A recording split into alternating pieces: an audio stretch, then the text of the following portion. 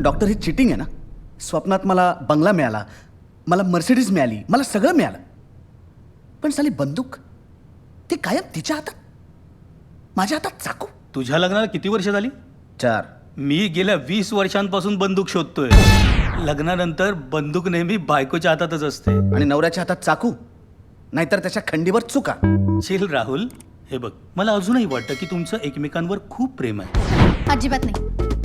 नवरा म्हणून अगदीच कुचकामी येतो. अहो, बायकोने एक अपेक्षा म्हणून ठेवायची नाही. कुठल्या अपेक्षा ठेवतेस तू? हेच सतत माझ्या मनातलं ओळख, मला सरप्राईज दे. एकदा तिला झोप येत नव्हती तेव्हा मी अंगाई गावी अशी तिची अपेक्षा होती. आता सोसायटीवाल्यांनी माझ्यावरती हॅरॅसमेंटची केस केली असती तर. आयुष्यात प्रत्येक रिलेशनशिप कडून फेल्युअरच आलंय माझ्या वाटेला. माझ्या आई वडिलांनी सुद्धा मला कधीच समजून घेतलं नाही. वयाच्या 21व्या वर्षी घर सोडलं होतं मी. अशा केली याच्याकडनं अपेक्षा तर काय बिघडलं? हिचे आई वडील हिच्याशी जे काही वागले त्याचा सूड होते काही माझ्यावर. काय टेरिफिक चळतो. त्याला प्रत्येक गोष्टीत प्रॉब्लेम आहे. जेवायला काय करू विचारलं तरी प्रॉब्लेम, न विचारता केलं तरी प्रॉब्लेम. फक्त फॉर्मॅलिटी म्हणून विचारते हो. शेवटी स्वतःला हवं तेच पण होते. त्या उकडलेल्या भाज्या, तो ब्राऊन ब्रेड, त्या अंड्यातलं पिवळं सुद्धा काढून फेकून देते. आणि ती कसली कसली बेचव सूप, तो बाऊल बघितला तरी असं वाटतं ना की उडी मारून आत्महत्या करावी त्याच्यात. यांनी मला लग्नाच्या वेळेस प्रॉमिस केलं होतं. म्हणाला होता, मारी बिस्किटासारखे सपाट गाल करून दाखवतो. मारी सोडा, आता असं बनपाव झालाय गालांचा. गालगंधर्व कुठला.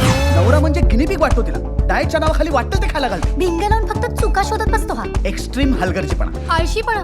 रोज रात्री घराचा धोबीघाट करून ठेवतो. ओव्हर पॉझेसिव्हनेस. कुठेस, काय करतोयस, किती वाजता येणार आहेस. And he just doesn't care. रात्री जरा जवळ जावं तर यांचं डोकं दुखतं. माझा जर रोमॅन्सचा मूड असेल ना तर हा बियर पिऊन टुन्न. ज्या दिवशी मॅच असते ना बरोबर त्याच दिवशी तिला शॉपिंग करायचं असतं. बायको महत्वाची की मॅच. आणि हे असे कोंडीत पकडणारे प्रश्न विचार. तरीही ह्या उंदरासारखं दिसतोच. डिस्गस्टिंग. Absolutely disgusting. उघाच टोकाला जात आहे. मोबाईल हँग झाला तर एकदा रिस्टार्ट करून बघता की नाही? तसं नातं हँग झालं तर एकदा रिस्टार्ट करून बघावं माणसानं. जनरली नात्याचं टिकणं न टिकणं हे तुम्ही किती वेळा सॉरी आणि थँक्स म्हणता ह्यावर अवलंबून असतं. त्यामुळे एकदा थँक्स म्हणून. थँक्स म्हणायचं तिला. ओके, मग किमान सॉरी तरी. कशाबद्दल?